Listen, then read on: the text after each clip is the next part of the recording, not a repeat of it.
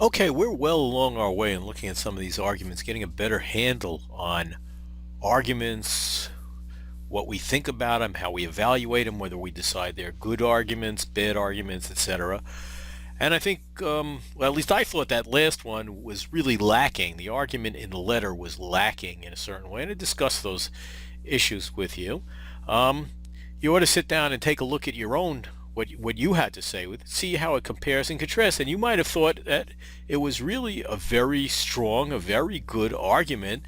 Hold off those questions right now, though we'll talk about it a little bit later, because certainly there are a lot of people who are going to tell you those are really very persuasive kinds of arguments, especially in a political kind of realm. But we'll be talking about that, a little bit later on, not that far down the road. But let's take a look at another argument that I think is comes again from a letter to the editor, and I think this one gets a lot closer to being to citing relevant points, things that we're going to think sounds a little bit better. So let's take a quick look at this one also. It's actually from a Rochester newspaper, Rochester, New York newspaper, and here's what the author has to say, abbreviated it a little. No to the death penalty. It's unfair, it's costly, it's not as tough on crime as you think. Are death penalty laws fair? Is it in our interest to pass them? The answer to both questions is no. Some criminals may not deserve to live, but that doesn't mean the death penalty is a good idea. Let's start with fairness. The bill before the legislature is carefully drawn.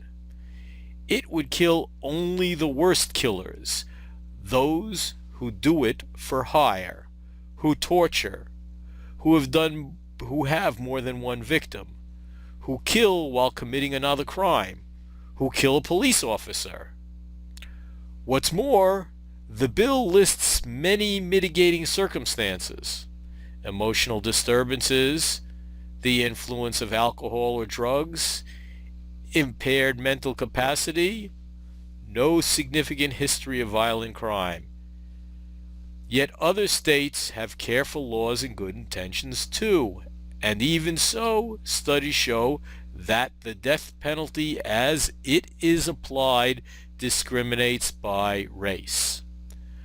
Those who kill whites are between 3 and 4 more times likely to be sentenced to death than those who kill blacks. University of Florida expert Michael Radelet told us. Clearly, juries tend to be more outraged when a victim is white, which makes a mockery of fairness. Now for self-interest. You may think it's cheaper to kill a criminal than to keep him locked up for 40 years. Guess again. There are at least 11 costly, time-consuming stages built into the process of legal review for death sentences. Can't we cut through all that? Not if we care about fairness. Imagine what would be spent in New York so that, quote, expert counsel, end quote, can file motion after motion, year after year, with exquisite regard for every conceivable right of their clients, while the families of victims wait bitterly for justice. It's just not worth it. Why waste millions of tax dollars every year, clog the already crowded courts, fatten the wallet of lawyers, and still be no safer? Why not spend the money instead on sure, swift law enforcement? Why not, in fact, put the worst criminals in prison for good? Life without parole. That's the governor's alternative to the death penalty, and it makes sense. Better to say no to the death penalty. It's not fair. It's not worth the cost. Good riddance.